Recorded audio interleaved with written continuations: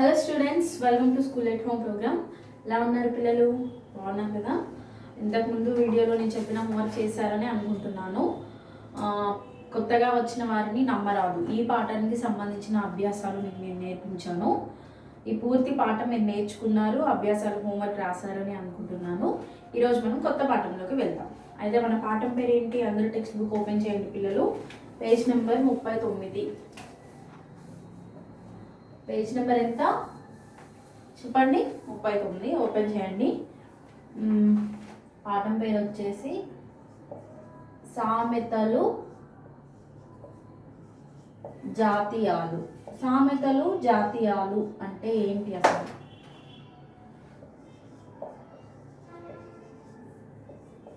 సామెతలు ఎప్పుడైనా విన్నారా పిల్లలు మీరు? సామెతలు అంటే ఏదైనా సందర్భంలో ఏదైనా సిచ్యువేషన్ జరిగినప్పుడు ఆ సందర్భానుసారంగా వాడే పదాలని సామెతలు అంటారు. ఆ సందర్భానికి సింక్ అయినటువంటి కొన్ని ఎగ్జాంపుల్స్తోని, ఉదాహరణలతోని ఉంటాయి, వాటిని సామెతలు అంటారు. అవి చెప్పినప్పుడు మనకి ఆ సందర్భానికి సింక్ అవుతుంది, ఈజీగా మనకి ఆ సిచ్యువేషన్ అనేది అర్థమవుతుంది అనమాట. దాన్నే సామెతలు లేదా జాతీయాలు అంటారు. ఇలా మీకు దాని గురించి డీటెయిల్గా మీకు లెసన్లో ఎక్స్ప్లెయిన్ చేస్తారు. టెక్స్ట్ బుక్ అయితే ఓపెన్ చేయండి. నేను చదువుతుంటాను, వినండి. చెప్పేటప్పుడు జాగ్రత్తగా వినండి, చదివేటప్పుడు చూడండి. ఓకేనా? అర్థమవుతుంది కదా నేను చెప్పింది? సరే, స్టార్ట్ చేద్దాం. పేజ్ నెంబర్ 39 చూడండి ఒకసారి. భాషలో సామెతలు జాతీయాలు లేకపోతే దానికి జీవం ఉండదు. భాష అంటే ఏంటి? ఇప్పుడు మీరు మాట్లాడుతున్నారు కదా, తెలుగు, ఇంగ్లీష్ ఎక్సెట్రా, ఏదైనా హిందీ, ఏదైనా కానివ్వండి, మనం మాట్లాడే లాంగ్వేజెస్కి ఏముండాలంట? సామెతలు జాతీయాలు అనేవి లేకపోతే దానికి జీవం ఉండదు. అంటే ఆ గ్రేస్ అనేది ఆ భాషకి రాదు అంట. అలా ఉంటేనే, అవి ఉంటేనే, సామెతలు జాతీయాలు ఉంటేనే ఆ జీవం అనేది వస్తుందంట. చూడండి ఇంకా రెండవ లైన్. ఇవి మానవ స్వభావాన్ని, లోకానుభవాన్ని సూచిస్తాయి. ఏంటంట? మన సిచ్యువేషన్లో, మనం ఏ సిచ్యువేషన్లో ఏ పరిస్థితుల్లో ఉన్నామో ఆ యొక్క స్వభావం, మన యొక్క స్వభావం ఎలా ఉంటుందో, మన యొక్క బుద్ధి అంటారు కదా, అది ఎలా ఉంటుందో, మరియు లోకానుభవాన్ని అంటే లోకంలో జరిగిన అనుభవాలు. అంటే ఇప్పుడు మనకు ఏదైనా చెప్పాలంటే, మనకు ఏదైనా విషయం గురించి మనం ఇతరులకు చెప్పాలంటే ఆ విషయం గురించి మనకి ఇంతకుముందు అనుభవం అయి ఉండాలి, అప్పుడే మనం చెప్పగలుగుతాం కదా పిల్లలు. ఏదైనా సలహా ఇవ్వడానికి, లేకుంటే సలహా ఇవ్వలేము. అలాగే ఈ సామెతలు జాతీయాలు అనేవి తెలుసుకోవడం వల్ల, అవి నేర్చుకోవడం వల్ల, అవి ఉండడం వల్ల ఏం తెలుస్తుందంట? లోకానుభవాన్ని, మానవ స్వభావాన్ని సూచిస్తాయంట. అంటే ఎలా మానవ స్వభావాన్ని ఎలా చూపిస్తాయో ఒక ఉదాహరణ చెప్తాను. మీ ఫ్రెండ్ సంథింగ్, ఒక స్టూడెంట్ అనుకోండి, వాడికి ఎన్నిసార్లు నేర్పించినా కూడా, ఎన్నిసార్లు చదివించినా, ఎన్నిసార్లు అర్థమయ్యేలా చెప్పినా కూడా వాడికి చదువు ఎక్కట్లేదు. ఎన్నిసార్లు ఇది ఇలా రాయాలి, ఇది ఇలా చదవాలి, ఇది ఇలా ఉండాలి అని మనం ఎంత మంచిగా ఎక్స్ప్లెయిన్ చేసినా, ఎంత మంచిగా నేర్పించినా వాడికి రావట్లేదు. అప్పుడు అలాంటి సందర్భంలో ఒక సామెత యూజ్ చేస్తారు. ఏంటది? కుక్కతోక వంకర. దీన్ని సామెత అంటారు. అంటే మీకు ఎగ్జాంపుల్ చెప్తున్నాను, లెసన్లో మీకు ఇంకా వేరే సామెతలు రావచ్చు. స్వభావం అంటే నేను దానికి ఎక్స్ప్లెనేషన్ ఇస్తున్నాను. స్వభావం అన్నమాట. కుక్క యొక్క స్వభావం ఏంటి? దానికి తోక ఉంటుంది కదా, దానికి రాయి కట్టి స్ట్రైట్గా చేసినాం అనుకోండి, కొన్ని 100 days, 200 days, లేకుంటే 1 month, ఎన్ని డేస్ మనం దానికి అలా రాయి కట్టి స్ట్రైట్గా చేయాలని ట్రై చేస్తే, చక్కగా చేయాలని ట్రై చేస్తే అది అవుతుందా? అవ్వదా? మళ్ళీ రాయి తీసిన తర్వాత యాజ్ ఇట్ ఈస్గా దాంతో ఒక వంకరగానే మారుతుంది. అలాగే మనం ఎవరికైనా ఏదైనా చెప్పాలనుకున్నప్పుడు వాడు ఎన్నిసార్లు చెప్పినా వినలేదనుకోండి, అలాంటి సందర్భాలలో కుక్కతోక వంకర అనే సామెతని యూజ్ చేస్తాం. అదేంటి? అది స్వభావం కదా. మనిషి యొక్క స్వభావాన్ని తెలియజేసేటప్పుడు ఆ కుక్కతోక వంకర అనే సామెతని మనం యూజ్ చేసాం. అర్థమైంది కదా పిల్లలు? వాటి మనిషి యొక్క స్వభావాన్ని మనం డైరెక్ట్గా చెప్పలేకపోతున్నాం. అతను ఎలాంటి స్వభావాన్ని కలిగి ఉన్నాడు? కుక్కతోకకి ఎన్నిసార్లు ఎంత రాయి కట్టినా అది వంకరగానే అవుతుంది. ఆ మనిషి బుద్ధి అనేది మనం ఎంత మంచి చెప్పినా, చదువు నేర్పించినా అది ఎక్కట్లేదు. ఎందుకంటే కుక్కతోక వంకరగా ఎలా ఉంటుందో ఆ బుద్ధి కూడా అలా మారదు. అలా కంపేర్ చేస్తూ అనుభవాన్ని, స్వభావాన్ని మనకి ఈ సామెతలు అనేవి సూచిస్తాడు. ఓకేనా పిల్లలు? నెక్స్ట్ రెండవ లైన్ చూడండి. మాటకు శైలికి వన్నె చేకూర్చేవి ఇవి. అంటే మామూలుగా మాట్లాడిన దానికి ఇలా సామెతలు జాతీయాలు యూజ్ చేస్తూ మాట్లాడిన వాళ్ళ మాటలకి చాలా డిఫరెన్స్ ఉంటుంది కదా పిల్లలు.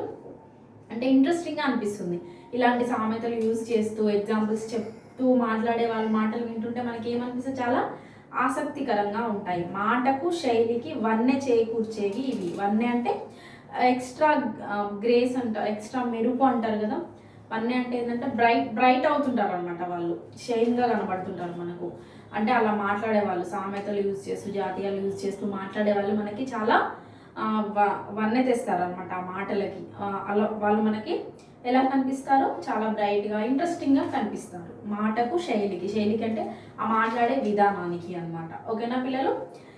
నెక్స్ట్ చూడండి, సూటిగా చమత్కారంగా వినసొంపుగా భావ ప్రసారం చేసే శక్తి సామెతలకు జాతీయాలకు ఉంది. నేను చెప్తున్నాను కదా పిల్లలు, ఇది ఎలా ఉంటుంది, కుక్కతోక వంకర. ఇప్పుడు ఒకరిని చూపించి వీడు ఇలా బిహేవ్ చేస్తున్నాడు, కుక్కతోక వంకర ఎలాగో వీడు అలాగే అంటే అది స్ట్రైట్గా వాళ్ళకి మనం చెప్పేస్తున్నాం కదా, స్ట్రైట్గా చెప్తున్నాం. సూటిగా అంటే ఏంటి, స్ట్రైట్గా. చమత్కారంగా అంటే ఆ మాటని నార్మల్గా కాకుండా అరే వీడేంట్రా ఇలా బిహేవ్ చేస్తున్నాడు అంటే అది నార్మల్గా ఉంటుంది. వీడేంటి కుక్కతోక వంకర లాగా ఎన్నిసార్లు చెప్పినా ఇలా బిహేవ్ చేస్తున్నాడు అంటే అది చమత్కారం అవుతుంది. అర్థమవుతుందా పిల్లలు. అలా చమత్కారంగా వినసొంపుగా, మీకు అది చెప్తున్నప్పుడు కూడా ఇరిటేట్గా అనిపించదు. ఒక విషయాన్ని మీకు అంటే సామెతలు జోడించి చెప్తున్న దానికి మామూలుగా చెప్పిన దానికి డిఫరెన్స్ ఉంటుంది. సామెతలు జోడించి చెప్తున్నప్పుడు మీకు వినసొంపుగా అరే ఇది ఏదో ఇంట్రెస్టింగ్గా ఉంది అని చెప్పేసి వినడానికి ఇంపుగా మీకు ఉంటుంది అనమాట. భావ ప్రసారం చేసే శక్తి సామెతలకు జాతీయాలకు ఉంది.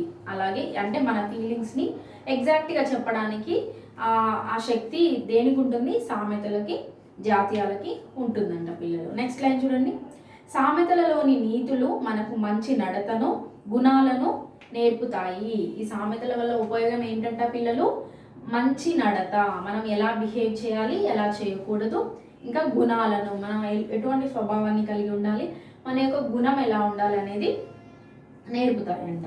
ఓకేనా. నెక్స్ట్ రెండవ పేర చూడండి, మొదటి పేర కంప్లీట్ చేసుకున్నాము.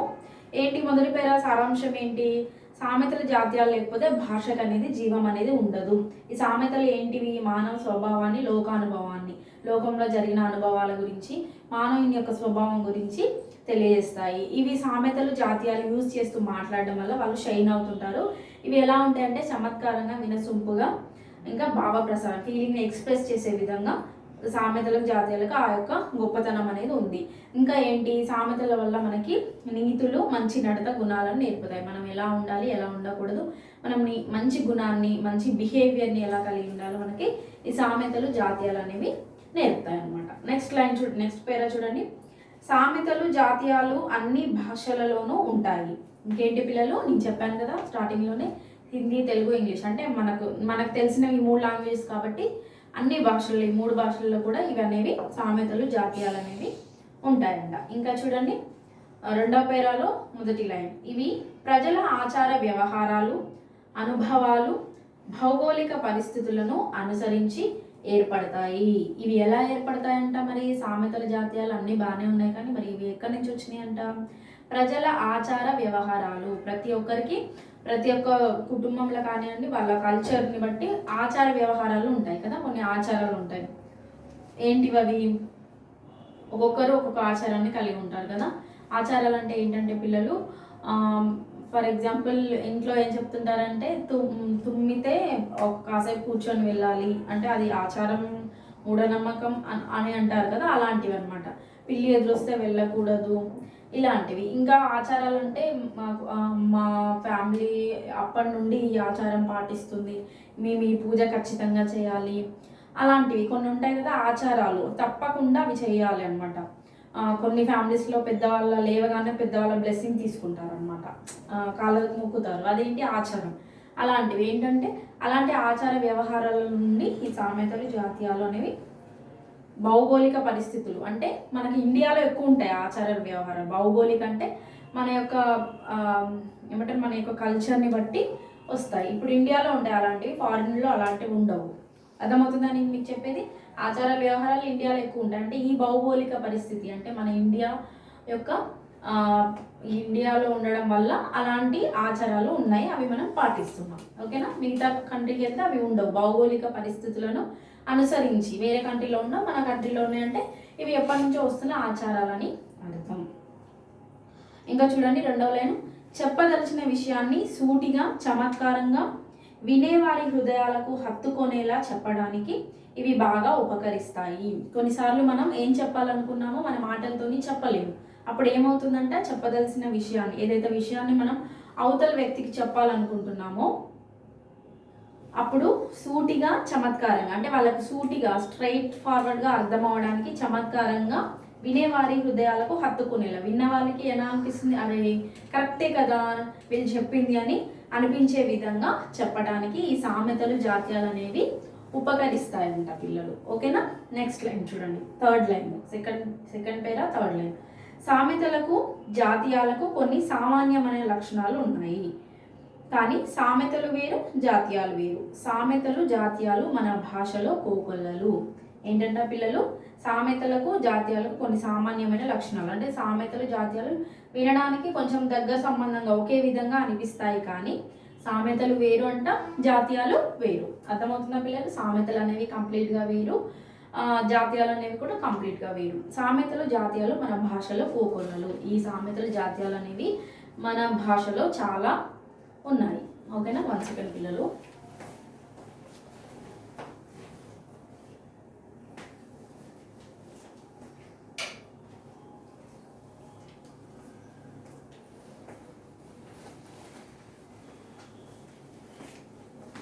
అర్థమవుతుంది కదా పిల్లలు. ఇప్పటివరకు ఏం నేర్చుకున్నాం మనం, సామెతలు మరియు జాతీయాలు. ఏంటి సామెతలు జాతీయాలు అనేవి మన కల్చర్ని బట్టి, మన భౌగోళిక పరిస్థితి, అంటే మనకి ఇండియా వరకే కొన్ని ఏమంటారు ఇండియా వరకే ఆ పరిమితులు వరకే ఏమంటారు అవి అంకితమైనవి అనమాట. ఇంకా మన ఇండియా దాటితే ఈ సాంప్రదాయాలు, ఈ ఆచారాలు ఎవరు పాటించరు. సో ఈ సామెతల జాతీయాలు కూడా అలా పుట్టినవి అనమాట, మన పరిస్థితుల నుంచి, మన అనుభవాల నుండి, మన యొక్క ఆచార వ్యవహారాల నుండి పుట్టినవి. అర్థమవుతున్న పిల్లలు, సామెతలు చాలా మంచివి అనమాట. అవి మనకి జీవితంలో బాగుపడడానికి, మన యొక్క మంచి స్వభావాన్ని కలిగి ఉండడానికి, మన మంచి లక్షణాలు, మంచి గుణాలను కలిగి ఉండడానికి ఈ సామెతలు అనేవి ఉపయోగపడతాయి. అలాగే సామెతలు జాతీయాలు రెండు ఒకే అర్థాన్ని ఇచ్చినప్పటికీ, రెండిట్లో సేమ్ క్వాలిటీస్, లక్షణాలు కలిగి ఉన్నప్పటికీ కూడా సామెతలు వేరు, జాతీయాలు వేరు. అంతేకాకుండా సామెతలు ఎలా ఉపయోగపడతాయి అంటే, మనం చెప్పదలుచుకున్న విషయాన్ని సూటిగా స్ట్రైట్ ఫార్వర్డ్గా చెప్పడానికి, ముక్కుసూటిగా చెప్పడానికి, మరియు చమత్కారంగా వినేవారికి వినాలనిపించే విధంగా వాళ్ళు దానికి స్టిక్ అవ్వడం అంటే దాన్ని వాళ్ళ హృదయానికి హత్తుకునేలా మనం మాట్లాడగలవచ్చు.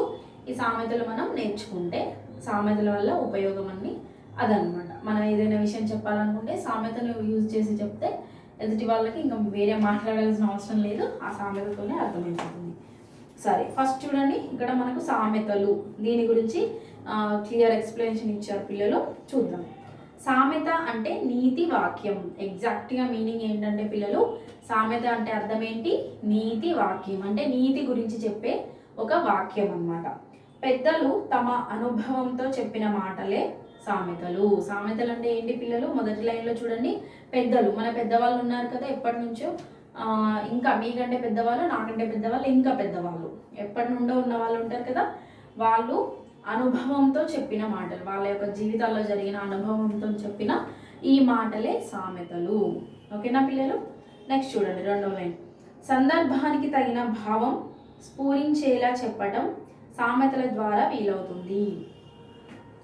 మీకు లెసన్ స్టార్టింగ్లో చెప్పాను కదా పిల్లలు, సందర్భానికి తగిన భావం, ఏదైనా ఒక సిచ్యువేషన్, ఒక సందర్భం వచ్చినప్పుడు భావం స్ఫురించేలా, దానికి ఎగ్జాక్ట్గా ఆ ఫీలింగ్ కలగాలంటే అలా స్ఫురించేలా చెప్పడం సామెతల ద్వారా వీలవుతుంది. మనం ఏం ఫీల్ అవుతున్నామో అది ఎగ్జాక్ట్గా చెప్పడానికి సామెతలు అనేవి ఉపయోగపడతాయంట. కాకి పిల్ల కాకికి ముద్దు, ఎవరి పిల్లలు వారికి ముద్దు వస్తారని ఈ సామెతకు అర్థం. ఫర్ ఎగ్జాంపుల్కి మీకు ఇక్కడ ఒక సామెత ఇచ్చారు పిల్లలు, ఏంటది, కాకి పిల్ల కాకికి ముద్దు అంటే దాని అర్థం ఏంటంటే, ఇప్పుడు కాకి ఎలా ఉంటుంది పిల్లలు, చాలా నల్లగా ఉంటుంది, కాకి పిల్ల కూడా నల్లగానే ఉంటుంది, అంటే నలుపు రంగులో అంత బ్యూటిఫుల్గా అయితే ఏమి ఉండదు కదా, చూడడానికి అయితే అంత బ్యూటిఫుల్గా ఉండదు. కానీ కాకి తన తల్లికి మాత్రం తన పిల్ల ఎలా అనిపిస్తుంది, క్యూట్గా ముద్దుగా అనిపిస్తుంది. అలాగే ఎవరి పిల్లలు వాళ్ళ ముద్దు. అంటే మన పిల్లలు ఎలా ఉన్నా మన చెల్లి కానీ అన్న కానీ లేకుంటే మన పిల్లలు మన మమ్మీ డాడీ వాళ్ళు ఏం చేస్తారు, మనం ఎలా ఉన్నా క్యూట్గా ఉన్నా ముద్దుగా ఉన్నా మనల్ని గారాబం చేస్తారు కదా పిల్లలు. అలా ఏంటంటే అది ఎందుకు ఉపయోగించారంటే కాకి పిల్ల కాకి ముద్దు. అంటే వాళ్ళు ఎలా ఉన్నా కూడా తల్లిదండ్రులకు పిల్లలు అనే వాళ్ళు ముద్దొస్తారు. ఎలా కాకి పిల్ల కాకి ఎలా అయితే ముద్దొస్తుందో మనుషులకు కూడా వాళ్ళ వాళ్ళ పిల్లల్ని చూస్తే అలా ముద్దొస్తారు అనమాట. అలాంటి సందర్భాల్లో ఇది ఉపయోగిస్తారు. అంటే మనం ఎప్పుడైనా అబ్బాయి ఏంటి వాళ్ళు స్పెషాలిటీ అంత గొప్ప ఏం కాదు వాళ్ళు అది అని మనం అనుకుంటాం కదా. కానీ వాళ్ళ తల్లిదండ్రులకు ఏమనిపిస్తుంది, అరే నా పిల్లలు చాలా గ్రేట్ అనే ఫీలింగ్ వస్తుంది. అలాంటి సందర్భాల్లో ఇది ఉపయోగిస్తారు అనమాట. కాకి పిల్ల కాకి ముద్దు. మనకు అది గ్రేట్ విషయం అనిపించకపోవచ్చు, మనకు అది నచ్చకపోవచ్చు, కానీ వాళ్ళ తల్లిదండ్రులకి అది ఎలా అనిపిస్తుంది, చాలా గొప్ప విషయంలాగా, వాళ్ళ పిల్లలు చాలా గ్రేట్ లాగా అనిపిస్తుంది. అలాంటి సందర్భాల్లో ఈ కాకి పిల్ల కాకి ముద్దు అనే సామెతని ఉపయోగిస్తారు పిల్లలు. ఓకేనా. ఈ భావాన్ని చెప్పడానికి అందరికీ బాగా తెలిసిన పోలికను ఉపయోగించడం వల్ల ఇది సులభంగా అర్థమవుతుంది.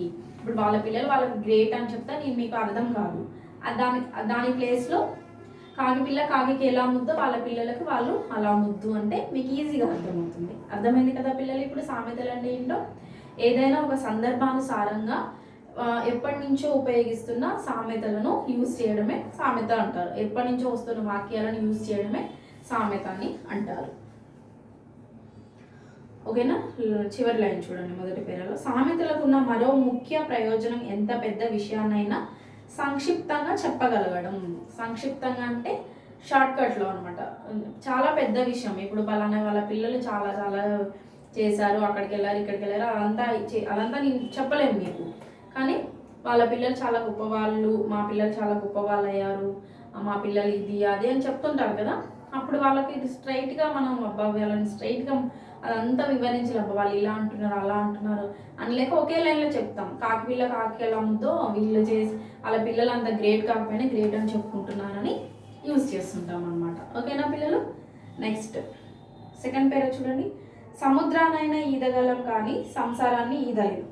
సముద్రాన్ని ఈదడం కష్టమైన పని అయినా ఎలాగో ఈదవచ్చు, కానీ సంసారాన్ని నడపడం అంత కష్టం కాదు అని దీని భావం. నెక్స్ట్ ఇంకొక సామెత చూడండి పిల్లలు. మీ అందరికీ సముద్రం తెలుసు కదా, సీ కదా, చాలా ఇష్టం కదా అందరికీ. సముద్రం అంటే మంచిగా వాటర్ వస్తుంటాయి, మంచి ఫ్లో వస్తుంటుంది, మంచి అలలు వస్తుంటాయి, బాగుంటుంది సముద్రం మీద. అయితే సముద్రంలో నార్మల్గా స్విమ్ చేయొచ్చు, కానీ సముద్రానికి ఎదురు అంటే మీరు సముద్రంలోనే కాదు ఎక్కడైనా సరే ఎదురు స్విమ్ చేయడం అనేది చాలా కష్టం. ఈ ఫ్లోలో అంటే మనం వాటర్ ఎటైతే ఫ్లో అవుతున్నాయో అటు ఈదడం అంటే స్విమ్ చేయడం చాలా ఈజీ. ఆపోజిట్ డైరెక్షన్లో స్విమ్ చేయడం చాలా కష్టం, కానీ అది చేయొచ్చు. ఎంత కష్టమైనా సరే ఆపోజిట్ డైరెక్షన్లో మనం వెళ్ళి స్విమ్ చేయొచ్చు. కానీ సంసారం అంటే మన ఫ్యామిలీని రన్ చేయడం అనమాట. అంటే ఇంట్లోకి కావాల్సినవి తీసుకురావడం, ఏదైనా ప్రాబ్లమ్స్ సాల్వ్ చేయడం, ఎవరికైనా ఏదైనా హెల్ప్ చేయడం, ఇవన్నీ కూడా సంసారం అంటారు కదా. ఇంట్లో ఫ్యామిలీని గైడ్ చేయడం, ఫ్యామిలీని రన్ చేయడం, మంచి వేలో నడిపించడం, ఆ ఫ్యామిలీకి ఏం కావాలో అవి ఇవ్వడం, దాన్ని సంసారం అంటారు. మీ అందరికి తెలుసు, మీ పేరెంట్స్ ఏదో ఒక సందర్భంలో యూజ్ చేసే ఉంటారు. అది సంసారాన్ని ఈదడం కష్టం. అంటే ఈ సముద్రంలో ఎదురైనా వెళ్ళగలం, కానీ మనం సంసారాన్ని ఈదడం అంటే సంసారాన్ని ముందుకు నడిపించడం చాలా కష్టంగా ఉంటుంది. అర్థమవుతుందా పిల్లలు. చాలా ఎంతో కష్టపడితే ఆ సంసారం అనేది ముందుకు నడుస్తుంది. సంసారం ముందుకు వెళ్ళడం అంత ఈజీ కాదు. సముద్రంలో అయినా ముందుకు అంటే ఆపోజిట్ డైరెక్షన్లో వెళ్ళొచ్చు, కానీ ఈ సంసారంలో నార్మల్గా దాన్ని నెట్టుకు రావాలన్నా చాలా కష్టం అవుతుంది. అలాంటి సందర్భంలో ఈ సామెతను ఉపయోగిస్తారు. ఏ సామెతను? సముద్రానైనా ఈదగలం కానీ సంసారాన్ని ఈదలేము. ఓకేనా పిల్లలు. ఇక్కడ ఏంటి దాని అర్థం? ఎంత సముద్రాన్ని ఈదడం కష్టమైన పని అయినా కూడా దాన్ని చేయవచ్చు, కానీ సంసారాన్ని నడపడం, ఒక ఫ్యామిలీని రన్ చేయడం అంతకంటే చాలా పెద్ద కష్టం అని దీని భావం. ఓకేనా పిల్లలు. సరే, మరి చాలా ఉన్నాయి. ఇంకొక ఫస్ట్ సామెత ఒకటి చెప్పుకుందాం. ఓకేనా. ఫస్ట్ సామెత చెప్పుకొని మిగతా నెక్స్ట్ వీడియోలో చెప్పుకుందాం.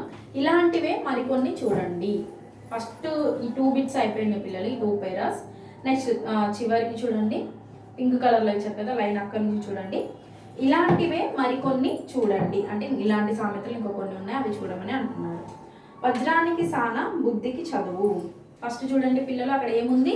ఒక సామెత, వజ్రానికి సాన బుద్ధికి చదువు. వజ్రం అంటే తెలుసు కదా, డైమండ్. సాన అంటే దాన్ని షార్ప్ చేయడం అన్నమాట. వజ్రాన్ని ఎంత షార్ప్ చేస్తే అదంతా షైన్ అవుతుంటుంది. దాన్ని ఎంతగానో మనం దాన్ని మెరుగులు పెడితే, దానికి ఎంతగానో దిద్దుతుంటే, దాన్ని బాగా ఏమంటారు రుద్దుతుంటే అప్పుడు అదేమవుతుందంటే షైన్ అవుతుంది. వజ్రం, డైమండ్ అది అంత ఈజీ కాదు. డైమండ్ షైన్ అవ్వాలంటే దానికి సాన బాగా పట్టాలి. ఇప్పుడు గోల్డ్ ఐటమ్స్ కూడా అంతే.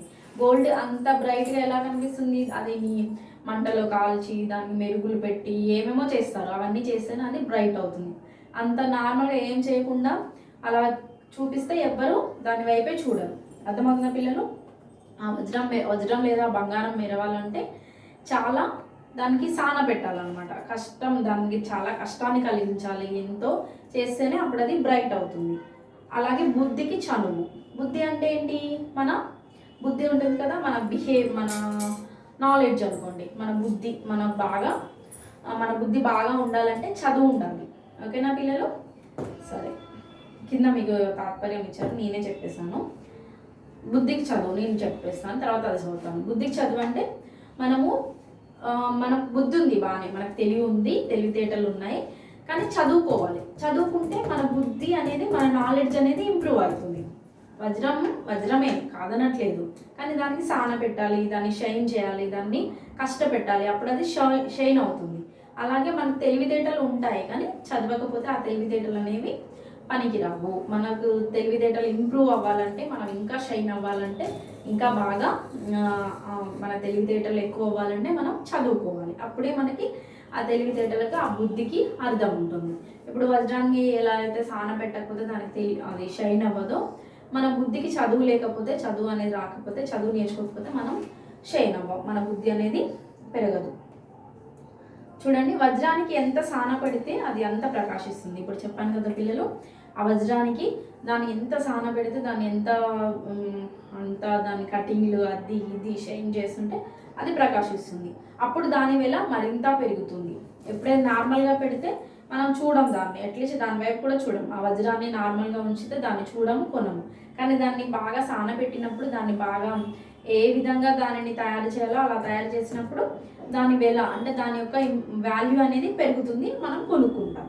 అలాగే మనం ఎంత చదువుకుంటే అంత మన బుద్ధి తెలివితేటలు పెరుగుతాయి. ఏంటి పిల్లలు? మన చదువు కూడా మనకి బుద్ధి తెలివితేటలు అనేది నేర్పిస్తుంది. మన బుద్ధి ఉంటుంది, ఆల్రెడీ బ్రెయిన్ ఉంటుంది, కానీ ఆ బ్రెయిన్లో ఈ చదువు సంధ్యలు అనేవి ఎక్కించాలి. అప్పుడే మన తెలివితేటలు అనేవి పెరుగుతాయి, మన బుద్ధి అనేది పెరుగుతుంది, మనకి జ్ఞానం అనేది వస్తుంది, నాలెడ్జ్ అనేది వస్తుంది.